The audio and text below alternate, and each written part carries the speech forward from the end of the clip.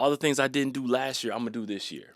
Yeah. And so I really hope that people start to take that mentality as you approach goal setting for 2025, because whatever you didn't do in 2024, you have a fresh new opportunity starting January 1 to get your life right. And I just took the month of January because a lot of people tend to create a resolution or goals, and by the end of January, they've forgotten what the goal is. And so I said, you know what? I'm not going to set any goals until the end of January or February for the year, because it really doesn't matter when you set them. It's just about accomplishing it. January is the time to be implementing the goal. I mean, yes, but what I was kind of butting up against that, because a lot of people by the end of January, they've done nothing, or they forgot their goal. And so I was like, oh, let me just, get past that and start in February. Welcome. This is For Better and Worth, the podcast where we don't believe you have to sacrifice your relationship while you grow and build your net worth. We are your hosts. I'm Chris. And I'm Ericka Young, and we're so glad you're joining us today. All right, y'all, let's get into it. Hey, babe, how you doing? I'm good. How are you? I'm doing great. You woke up this morning on one today. Are we dancing? We dancing. What? Boom, boom, boom, boom. What makes the difference, babe, that you wake up on one versus not on one, where you just hype? You know what I'm saying? You ready to go. I thought you was gonna start playing some Wiz Khalifa. Hype me up. Oh my gosh, I didn't have. That's the point. You woke up on one. I didn't have to play Wiz Khalifa. Look. What? I pray in the mornings. I say, Lord, thank you for waking me up with the full use and cognition of my mind and activity in my limbs. So I just woke up, on one. Just you is that what you prayed this morning? I pray that every morning. I'm about to pray that you come down from waking up on one, okay? Because you gave me the business like real quick. It was before 9:00. And I was just like, why is he? I mean, I guess, you know what it is? I know what it is. What is it? You ain't got to go to work. Boom. That's what it is. You woke up excited to be here because you ain't got to go to work. Right. I'm off work for a couple weeks, so I was like, you know what? I'm chilling like a villain. Yes, and that means everybody else, watch out. But see, you start asking me all these questions. It was like the Spanish Inquisition. I was like, all right, you get me hyped up. It's, because we gotta have this little, banter. It's like you asking me all these questions. You know what's about to come. I'm about to start getting ill. We are really good at the banter. Like, that is a whole thing. And every time we banter, I learn something new, because I'm not up on game. I am not up on game. And every time we banter, you bring up something new in culture that I am unaware of. Right. And I have to learn new terminology to get up on game. Look, you don't have to tell the people. I won't tell the people, but I'm just saying. Look, I stay up on game. You do, and I don't understand it. Okay. How are you staying relevant? I was like, look, I stay plugged into the culture. You do. All kinds of culture. Anywho. It's amazing, though, to think that we are coming up on the end of the year. Yes. And 2025 is literally right around the corner. So I always get hyped around this season and, the possibility of fresh starts, new beginnings. It's funny that we always look at January 1st as a new beginning, but it's really just, time is just going on. Yeah, Calendar is just resetting. It is. But people change their whole mentality. It's like, oh, the year is new, it's fresh. All the things I didn't do last year, I'm going to do this year. Yeah. And so I really hope that people start to take that mentality as you approach goal setting for 2025, because whatever you didn't do in 2024, you have a fresh new opportunity starting January 1 to get your life right. One of the things that I started doing, maybe in the last 5-6 years, is reviewing the past year prior to setting any new goals. I would do it with client work, or I would say, what did we accomplish? Or what did we Mm-hmm. say? What did I say I was going to do and didn't do? Or how much progress did I make? Like, literally assess what happened. And I think that's really good practice. One year I had not done that, and I just took the month of January, because a lot of people tend to create a resolution or goals, and by the end of January they've forgotten what the goal is. And so I said, you know what, I'm not going to set any goals until the end of January or February for the year, because it Right. really doesn't matter when you set them. It's just about January. accomplishing it. January is the time to be implementing the goal. I mean, yes, but what I was kind of butting up against that, Yeah. because a lot of people by the end of January, they've done nothing, or they forgot their goal. And so I was like, oh, let me just, get past that and start in February. This was really concerning business goals, You but know, all I think about starting in January, what? the gym is gonna get crowded. Yeah.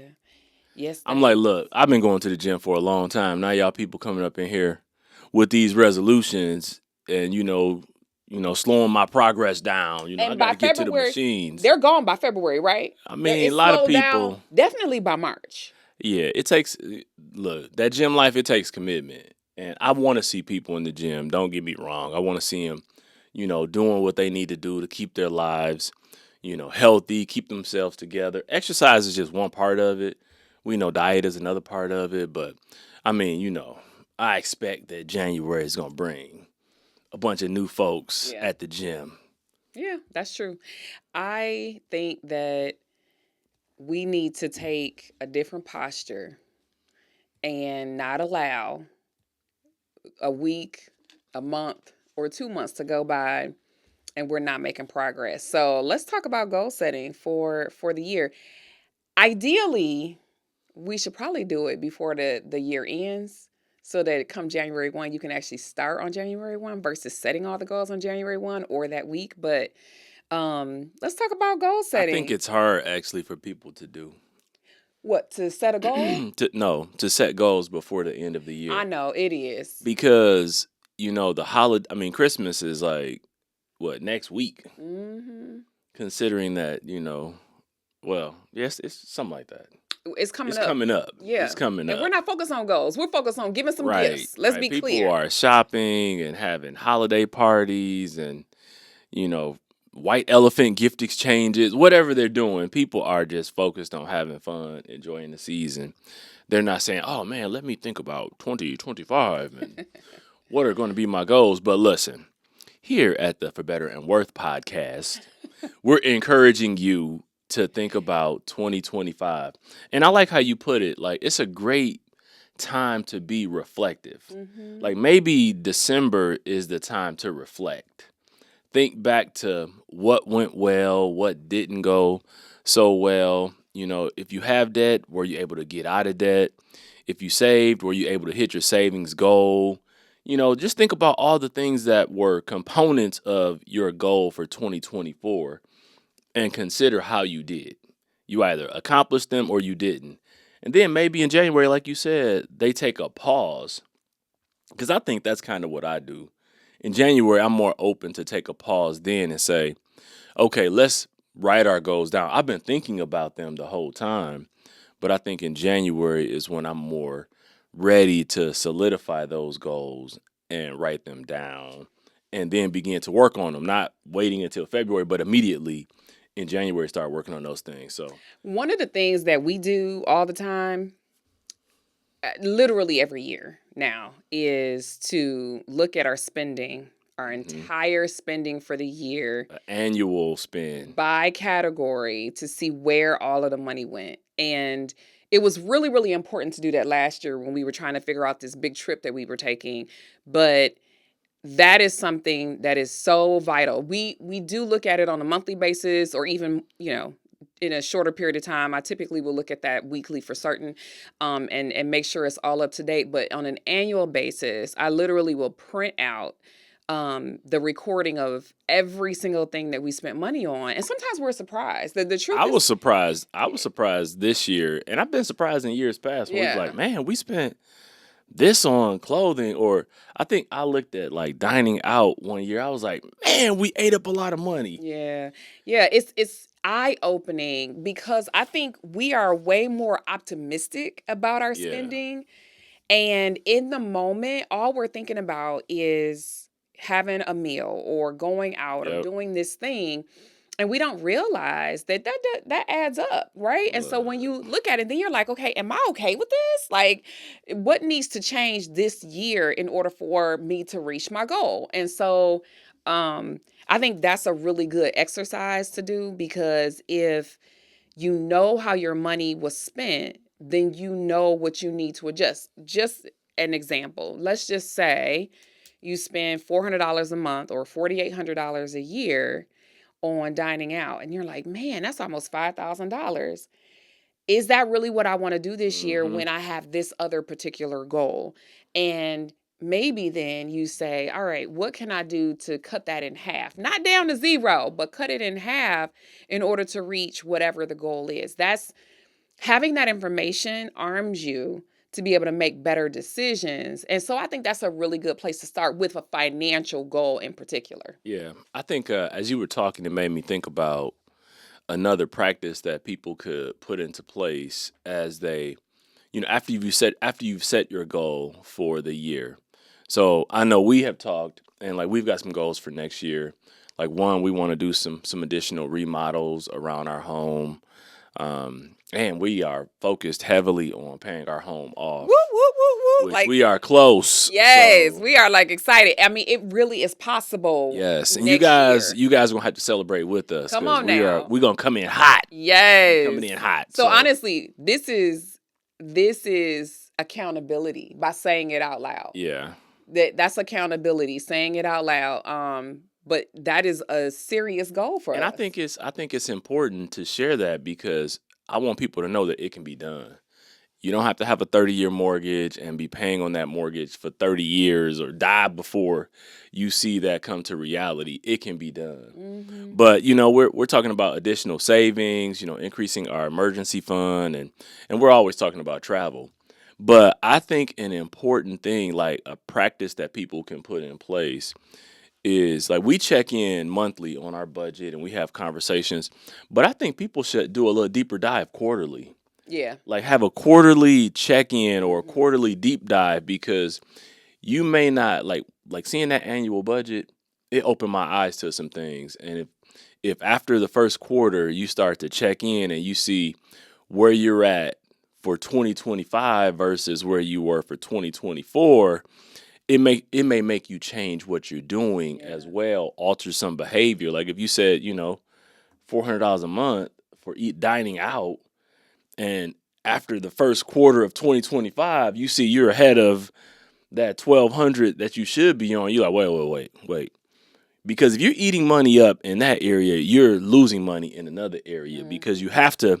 you have to shift from one area to another It's an area if opportunity you're going cost. to balance your budget, or you may be going into debt. Mm-hmm. And I think a quarterly check-in could be a very good practice that people put in as a safeguard to see if you're tracking on a target to meet the goals that you've set. So I did that very thing last year on business stuff. Mm-hmm. So I had a retreat where I went over all of a bunch of things concerning my business, and then had these goals set at the top of the year. And by March, I realized that I needed to shift my focus. So I did a quarterly look at the end of March. Um, and I realized that something needed to, like, one of the major goals that I actually have for my business needed to actually shift to a different focus. And when I did that, that affected the bottom line favorably. And so that's a really good practice. That's a Yes. really good practice. And to be honest with you, I think that um if you do that, you're being way more intentional, and it'll have much better results in terms of you achieving whatever the goals are. Because frankly, you could maybe change goal. We actually changed one of our goals at the top of in January. We thought last year we were actually gonna do this remodel, and we decided not to do it Yep. in order to go on this trip because that became the higher priority. Yeah, I really believe that when people stop and assess, that's how you can continue to make progress. And I've said it once, I've said it 100 times, progress over perfection, because you might start the year with this budget, this renewed sense of, hey, I'm gonna make this happen. But like, we know life happens and things come up. People experience all types of things in their lives that can get them off track. And there's always a place to reset. And I think that's what those quarterly check-ins can allow you to do. And that's what you did with the business side of things, was reset. And that's what we did on a personal side, because we had this big grandiose plan, and we were like, wait a minute, this is we're biting off a little too much. Yeah. We might need to punt some of this into next year. And that was smart, because then it didn't create undue pressure or stress or any of those things on our relationship. And so it was like, okay, it's fine. And now it gave us something to look forward to as well. Well, and the other thing is, we kicked the can down we decided we weren't going to do the remodel that we were discussing until the next year, because we didn't want to use our savings for it. We did not want to use our emergency fund, because that was not an emergency. That is not what it's for. Exactly. And so we were like, wait a minute. So we had to choose. We had to choose one or the other, not both, because we really wanted to protect our emergency fund. That was a key decision, because sure, we could have done it. And we probably would have replenished the funds, but I think it's a better, we exercise discipline. Yeah. And that's what people don't want to do. People, I want to do what I want to do. Sometimes you need to just exercise some discipline, because now I'm looking forward to the next phase of remodel, because we made a decision that we're not going to sell our home and move right now to incur, another mortgage or a bigger mortgage. I like that feeling of approaching freedom. I know that's right. So let me ask you this. Okay, so you mentioned, correct me if I'm wrong, 3 goals: the remodel, paying off the house, and beefing up the emergency fund, making it higher than where it is. Actually 4, because you can't. I tried to bypass the travel one, but I know. I feel like that's not a goal. I feel like the travel is a given. I feel like, honestly, just I guess it depends on the level of trip. Here's the thing. Maybe it does, but I think that the youngs are gonna always go on a trip. That may be true. And I feel like it's just like the youngs are always going to go get clothes, and the youngs are always going to go out to eat to some degree, right? Like, I think a trip for us is just like a normal part of the budget. It's not a yes or no. Well, I got to shut some stuff down sometimes. Okay. You be doing the most. Me? Wait a minute. See, this is about to get hype. This is about to get hype right here. So, hype me up. Do you really think you would shut down a trip? Let me ask you that question. I don't know. Probably not. Yeah. See, so what is the highest? I've been talking about the trip we took earlier this year for about like 7 months. You're not gonna stop talking about that trip. No, that trip was awesome. So, what is the highest priority of those 3? Oh, that's a good question. I don't know. I think for me right now, they carry equal weight because I'm planning for it.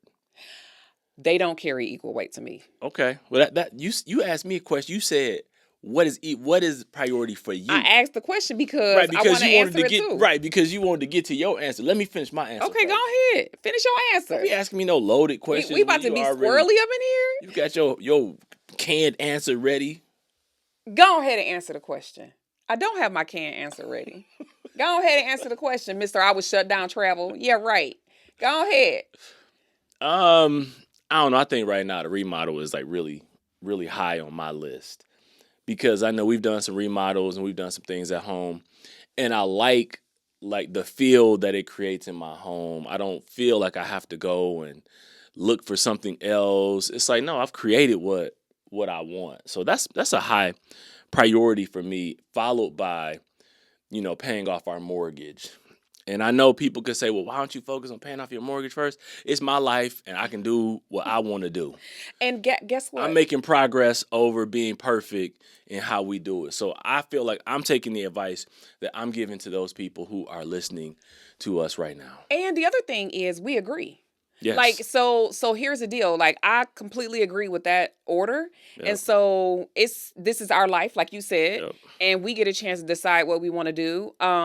I'm really excited. This remodel specifically are bathrooms. There's 2 bathrooms that are actually going to get a complete facelift, and we really want that. And that's a big deal. It's a big, it's huge. It's actually quite disturbing. That's the most used room in the house, like the bathroom. Well, the bathrooms it's most in the disruptive. Kitchen. It's most disruptive to us because it'll force us. I mean, frankly, we do have another bathroom we can go to, but for a few weeks to a month, we'll have to go to a different location. Well, I'm just saying those are.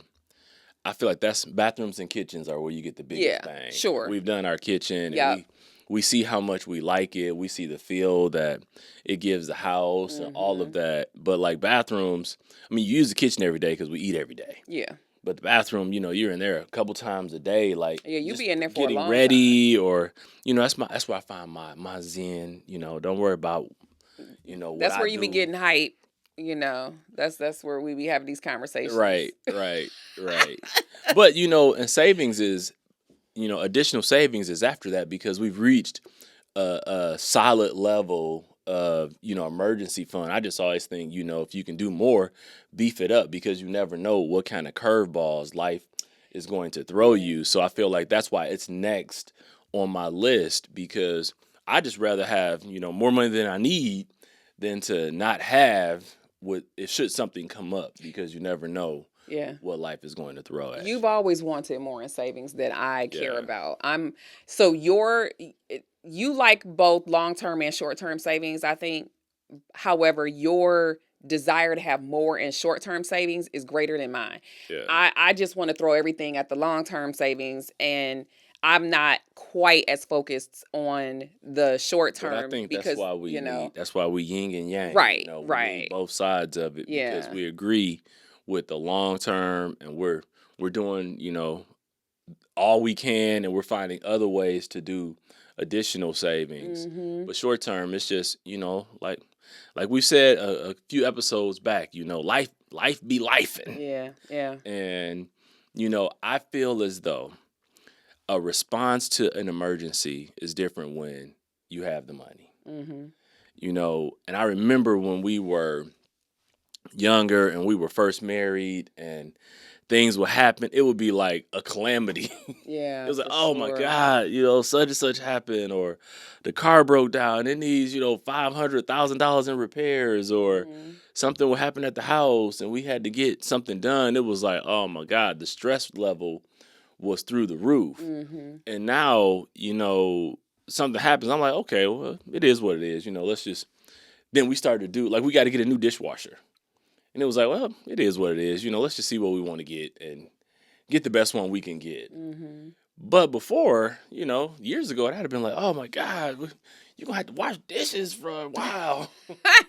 Or we are going to have to wash dishes. This is so first world problems. Absolutely. It so is. Absolutely. But I was thinking about this, paying off the house. Like, this is, even the consideration of it is a big deal, because for many years, even though I'm a financial coach and I talk with people all the time, much of the time I was never talking with people about paying off their house, because that's not the phase that they were in.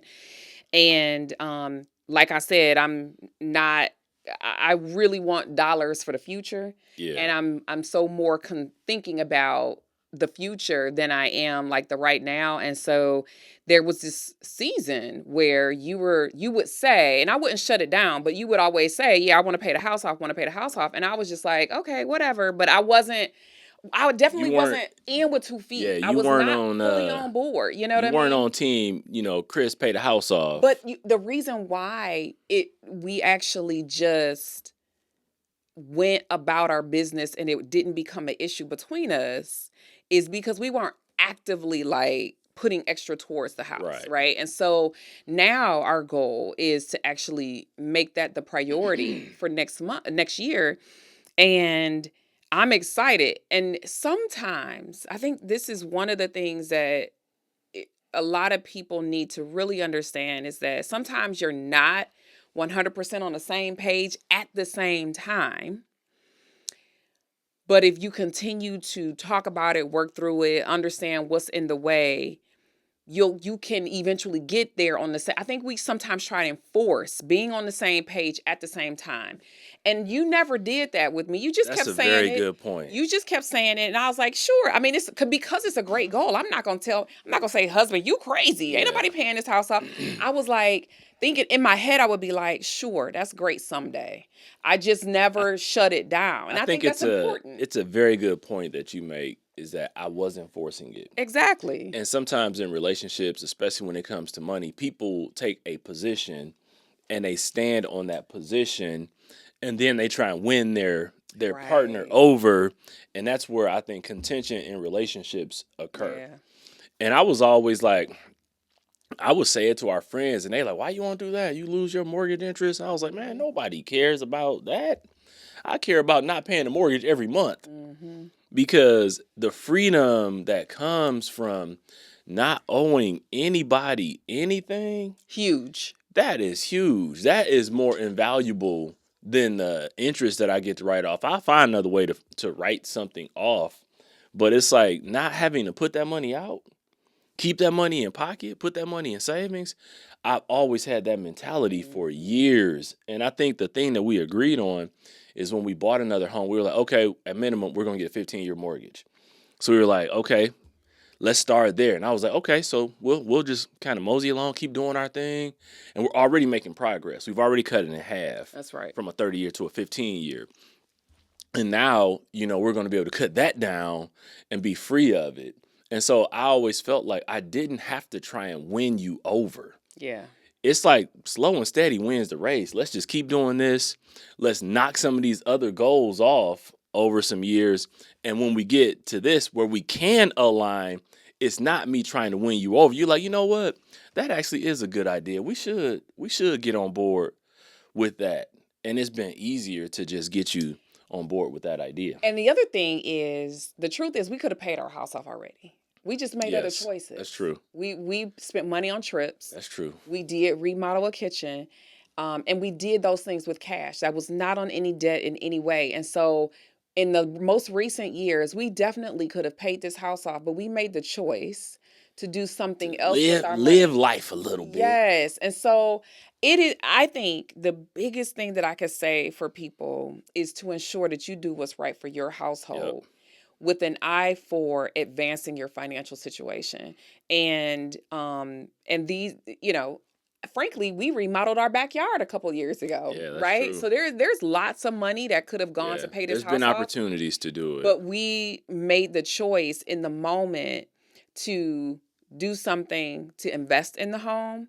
And because we live here, we love what we have done, and this was our choice. Somebody else might have made a different choice. And it's not right or wrong. It's just exactly different, yeah. And we're on the same we're on the same team, same brain. Yeah, right? It just depends on how fast you want to get to where you're going, because somebody might have done the same things that we did, but paid the house off and pushed some of those things off and just start doing those after the house was paid off. So it's just a matter of how you choose to do it. But a point I wanna remind people of also is that if you look at your pay stub for the end of year and see how much taxes you've spent, and if you suspect that you may be getting a refund, January is a good time to go and reset your withholding, because I'd rather get my money every 2 weeks than to get it once a year in the form of a tax return when the government has been collecting interest on my money.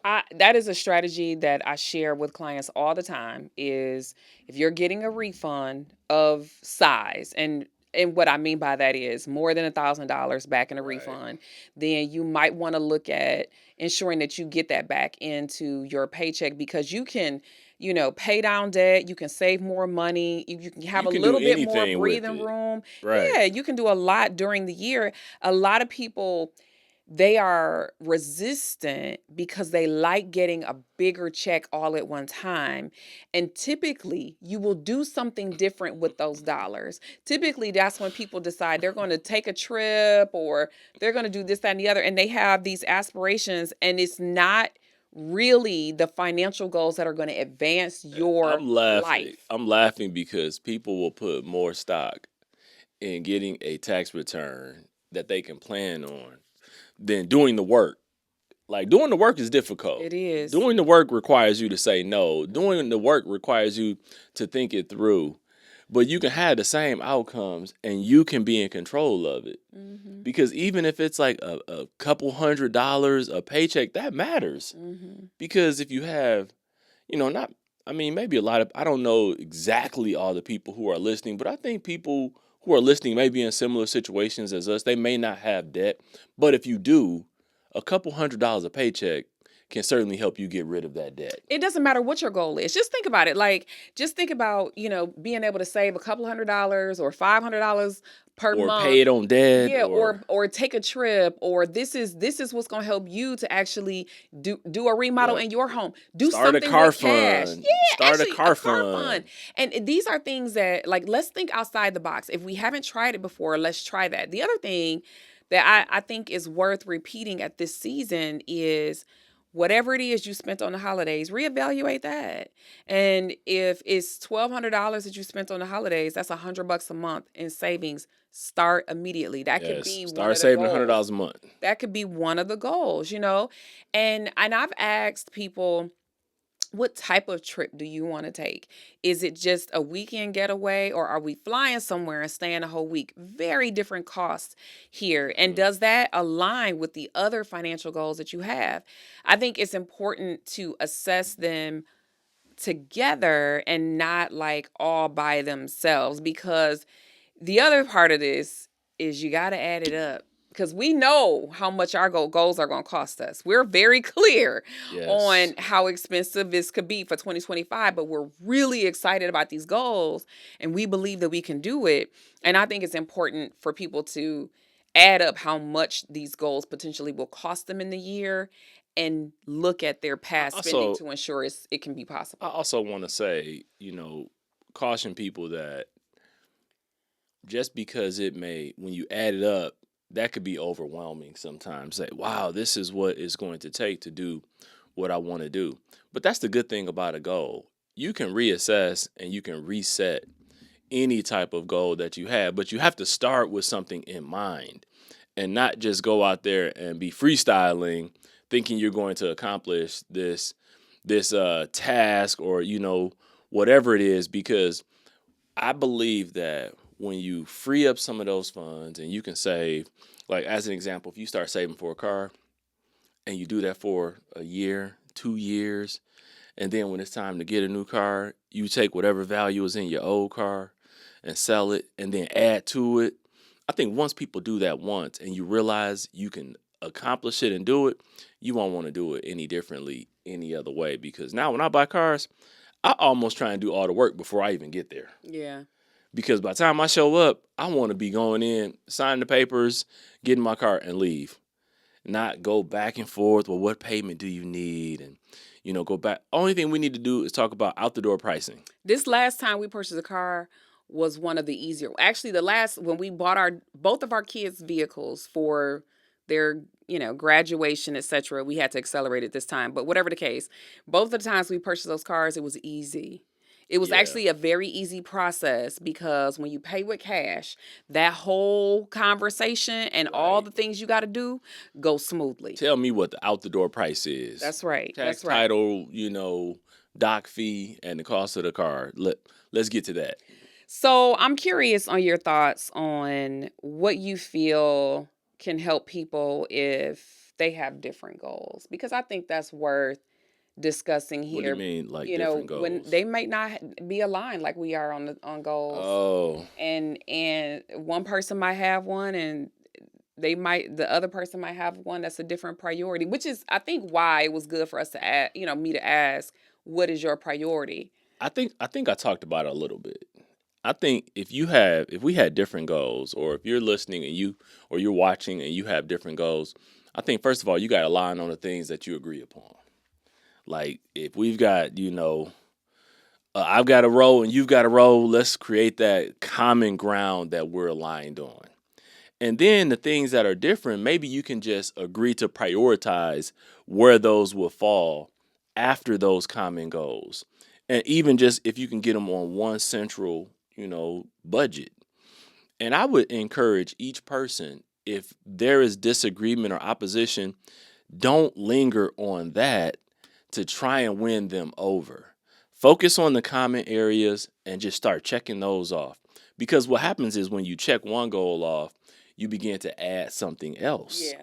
So you check one off, and maybe one of those things that were a point of contention, it goes back into that goal because we accomplished these three things. Maybe it makes sense to bring this back in, and then getting agreement could be easier.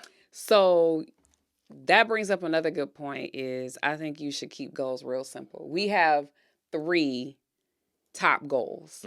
That's it. We don't have 12. Right. It's not a 12-step program to accomplish goals in 2025. And it's quite possible that by the end of the summer, we could have, or the summertime, that we actually could have. We could be reassessing. 2 of them done. Right. But the whole point is this, that you said something. You can put something else on the list. I think we can say, here, this is an example. You can say you want to pay off the debt in 2025. And where you are, having challenge is what comes first or second. Right. And what I would say is, let's just talk about what you want to come first and why, and see where, like you said, see where there is alignment. Because I think sometimes you are saying similar things, but saying them differently and not really understanding that that's what's actually happening. And so I would just get a little bit more granular and just figure out, what is the smaller goal maybe that you can begin with, but keep the goals real simple. Because if you got 12 goals, it's going to be hard to find commonality because everybody's going to think everything is important. That sounds kind of like your make it worth it. I mean, I haven't even thought about my make it worth it. Do you have one? I think we've been making it worth it the whole time during this particular episode. But if I had to land on one thing as far as making it worth it, I guess it'd be two steps. 1, do the planning, and 2, just find points of agreement and start there. Because we're coming off the heels of talking about disagreement. 1, if you just do it, like Nike said, just do it. Like write it down, find those points of agreement, and then go from there. Because you'll make progress over the year. And if you have to reset, okay, good. But you already have, a working list of things that you want to do. So I say that's my make it worth it. But what about you? As you were talking, I was thinking about it, and I'm like, one of the things you didn't say was to write it down. I think it's important to solidify it and somehow write it down. We had to tell people to write it. I assume that. I don't know that they would. Maybe. Well, I guess you can't goal set in your head. Yeah. Okay, I'm sorry. Go ahead. Write it down. Well, specifically on our remodel, I get real detailed with a remodel budget. Yeah. And then, that's different. That's the remodel is a goal, but then we talk about budget for the remodel. That's different because we do scrutinize. But I also, for paying off the house, it will likely be that I will see how much we can put towards extra, where the funds are coming from, like creating more, making it concrete, however you need to make it concrete. That's the next level. Yeah. That's the next level. Like after you've set the goal. But it's still a part of the goal setting process. Yeah, you set the goal, the next level is, you start budgeting to execute on the goal. So you're giving the people steps. Yeah, phases. You're right, but you're writing it down. So however you decide that you're writing it down, like sure, you could put it on a piece of paper, but I'm going to put my financial goals on our budget document so we can see that every time we're opening that up. And then I think, the other thing is just be able to move and shift and make changes. Like, it doesn't have to be rigid. Like, we realize, I mean, and I'm sure that this has happened more than just last year, but because it's fresh in our minds, last year, one of our goals that we thought we were going to accomplish, we pivoted really quickly. And because we weren't so attached to it. I have zero regrets. Yeah, exactly. No regrets. No regrets. And so we had to pivot, and it was a lovely pivot. We are so glad that we did. No regret. I would do it. I would do it all over again. Don't feel like if you set it in January and then you have to make changes, that you can't make new goals that are for later on in the year. And we did that because, we wanted to accomplish some other things after, the trip. We, really started to put more money in the savings. And so anyway, I just think it's okay to change and shift. Yeah. So, well, I hope that your year ends in a magnificent fashion. You spend time with your family, you take an opportunity to reflect, and you take some time to plan for 2025, as we will be doing the exact same things as we're telling you to do. We will reflect, we will enjoy family, and we will plan for 2025. So, from us to you, Merry Christmas. Happy New Year. All of that good stuff. And until next time, we're out. Thank you for spending some of your time with us today. We appreciate all of your support. So be sure to subscribe, rate, and review us wherever you listen to this podcast. You can find us on Instagram at For Better and Worth. And sign up to receive our free guide, The 7 Reasons Your Money Relationship Isn't Working with Your Partner, on ForBetterandWorth.com. Until next time, we're out of here.